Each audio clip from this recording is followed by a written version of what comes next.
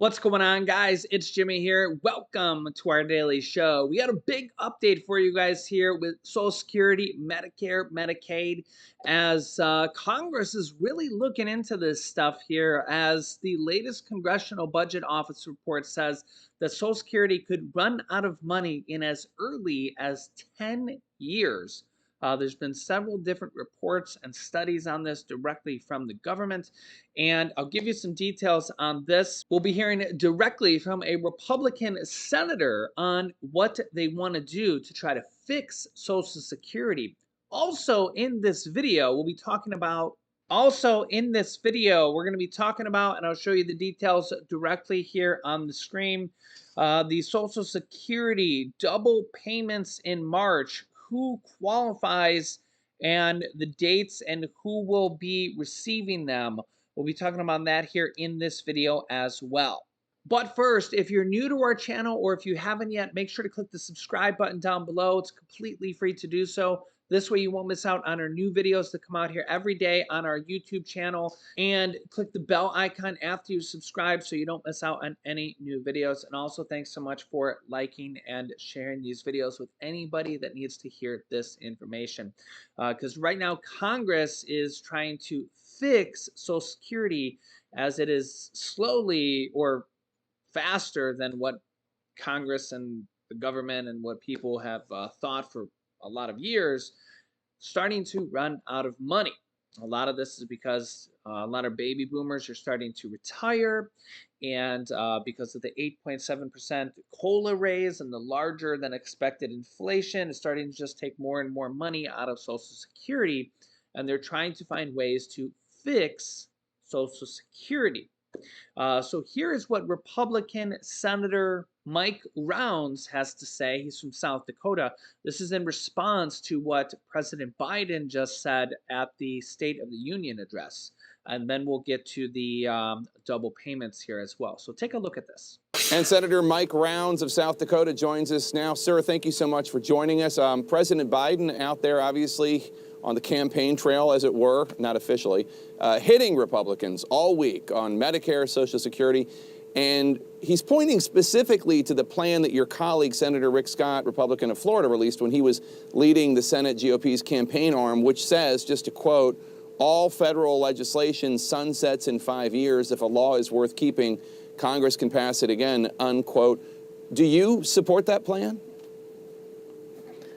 I kind of look at Social Security the way I would at the Department of Defense and our defense spending. We're never going to not fund defense, but at the same time, every single year, we look at how we can make it better. And I think it's about time that we start talking about Social Security and making it better. We've got 11 years before we actually see cuts start to happen to people that are on Social Security. And I think it'd be very responsible for us to do everything we can to make those funding programs now and the plans right now so that we don't run out of money in Social Security and that it continues to provide all the benefits that it does today.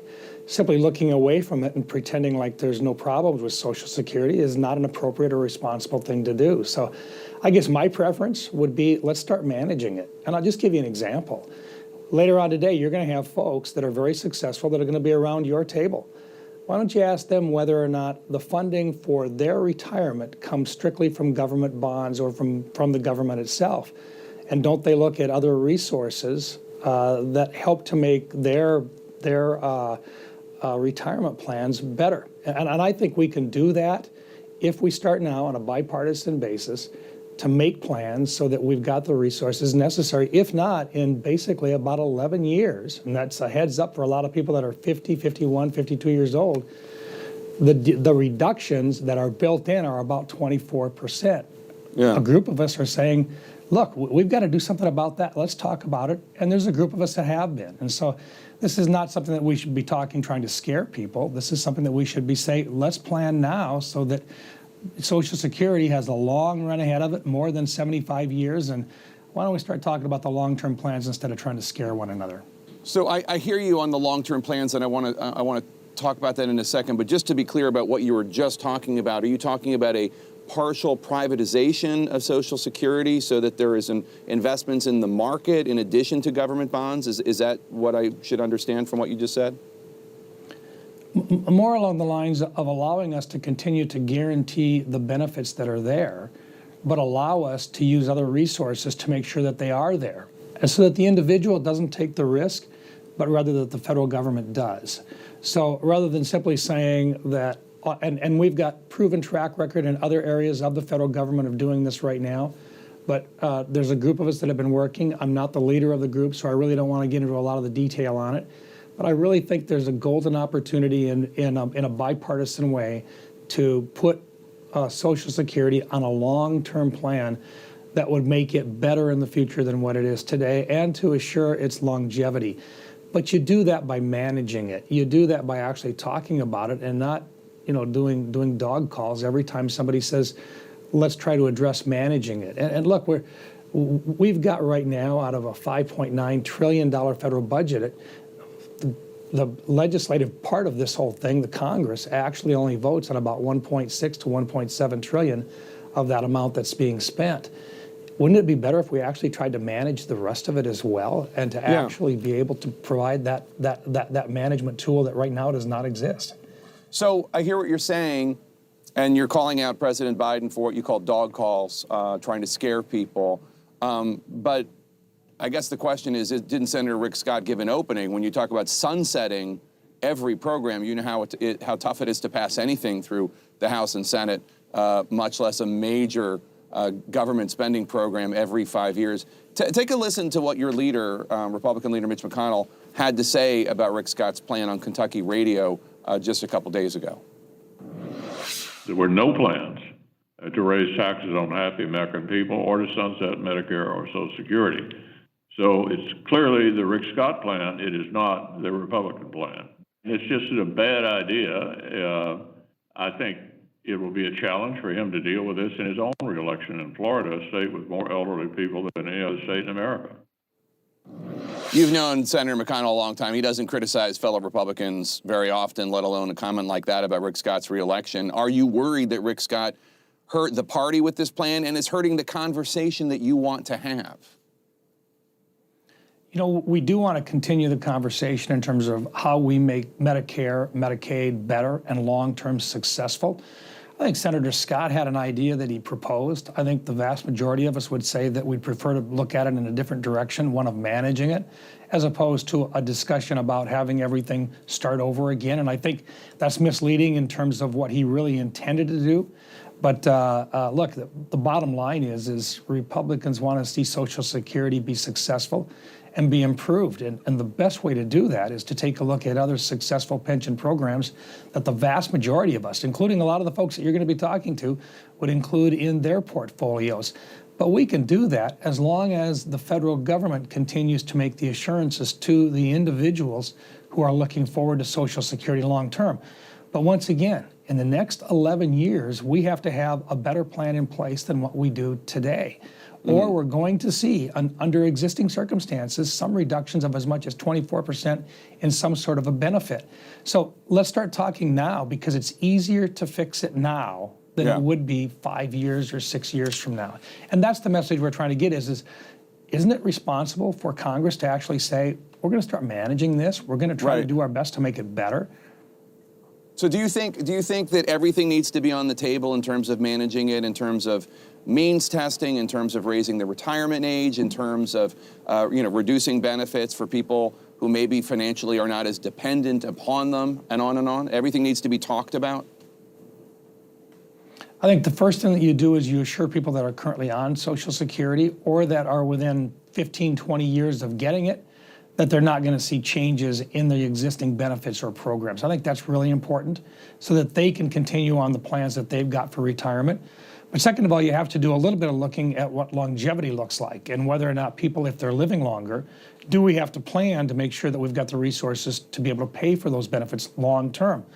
There are some natural things that we've done in the past. We've looked at moving up by a couple of months the time period in which full benefits start. That's possibly something that we could look at in the future. There may be some possibilities of changing the amount of income which is subject to Social Security taxes. I think those are reasonable discussions to talk about, because right now we have some increases there built into the existing program. But let's not talk about significant stuff until we actually look at what the other alternatives are.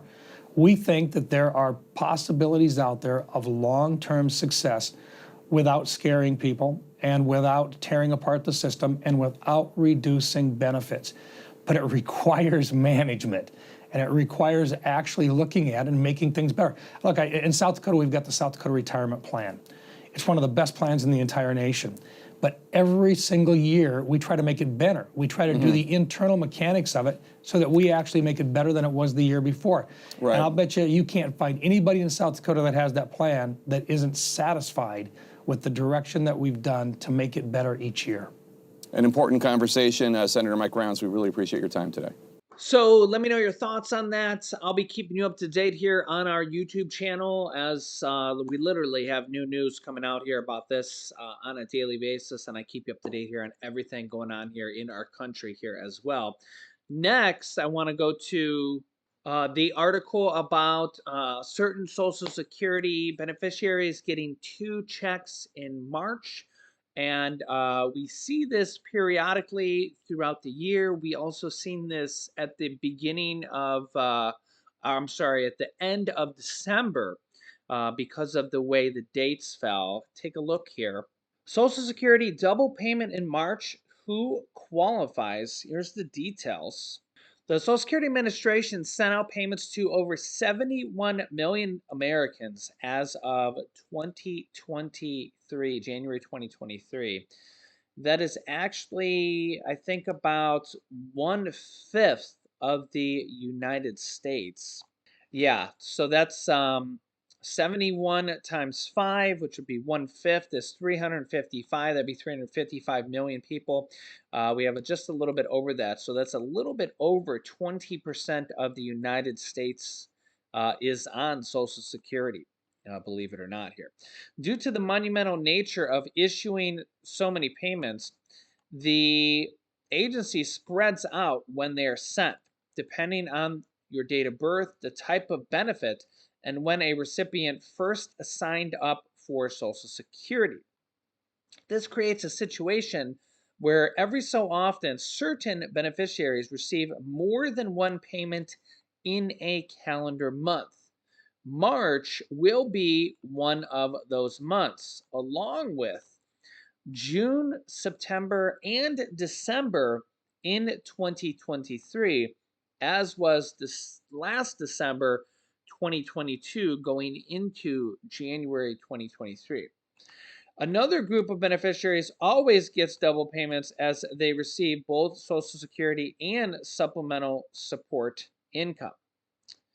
Yeah, so here is the details on this. So who qualifies for double Social Security payments in March? As mentioned, those who receive both Social Security and supplemental security or supplemental support income, which is SSI, receive 2 payments every month. The agency issues one on the first of the month for SSI and the second on the third of the month for Social Security. However, should the first of the month fall on a Saturday, Sunday, or a federal holiday, the payment date is moved forward to the earliest business date. This is the case in April when the first falls on a Saturday, so the payment is moved up to the Friday before, which is March 31st. So for those who receive SSI, they will get a double payment in March. Those beneficiaries who also get Social Security payments will see 3 payments issued to them in March if they're on SSI and Social Security. I believe this is because they would normally get the 2 every month, and then they're going to receive the one for the next month just a little bit early. Yeah. You can see here the 2 payments that will be given to recipients will be on March 1st and March 31st. And if you're one of those people that get the double payments, you get your payments normally on the 1st and the 3rd, you would get the 1st, the 3rd, and the 31st. Now note here that the 31st payment on March is really the payment for April. You're just getting it early. Okay, hope that makes sense. And if you have any comments, please comment down below in the comment section, or if you have any questions, please leave your questions down below in the comment section. We have an absolutely amazing community here on YouTube, so please feel free to read the comments or comment down below. And as always, subscribe so you can join our YouTube community. I'll have a lot of upcoming videos here for you with updates on what Congress wants to do. There's going to be a lot of information coming out here in the future as they're working through new ideas to fix Social Security and new bills coming out here as well. So make sure to click the subscribe button and then the bell icon after you subscribe. New videos come out here on our YouTube channel every day at 10 a.m., 3 p.m., and 8 p.m. Eastern Standard Time. And don't forget to like and share this video with anybody that needs to see this information. Here's some videos you can watch next. You can click here to watch my newest video next, and here is details about Senator Bernie Sanders' plan to actually raise Social Security benefits by $2,400 per year and increase the solvency by 75 years. So click on one of those videos next. Thanks for watching, guys, and I'll see you in the next video.